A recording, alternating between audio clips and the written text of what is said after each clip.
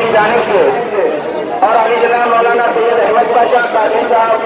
मोहतमद MLA याकूबपुरा और जनाब नवाज मौसम खान साहब MLA बहादुरपुरा की जानिब से आप तमाम को ईद उल फित्र की पुरखुलूस मुबारकबाद पेश की जाती है। साथ ही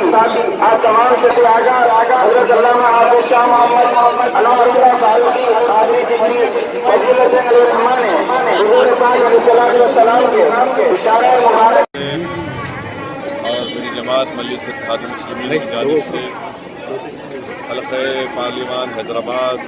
रियासत तेलंगाना और पूरे मुल्क और कौम की तरफ से मैं आप तमाम को ईद उल फितर की पुरखुलूस मुबारकबाद पेश करता हूँ और मेरे अल्लाह से दुआ है कि अल्लाह सुब्हानहू व तआला हम तमाम के रोज़ों को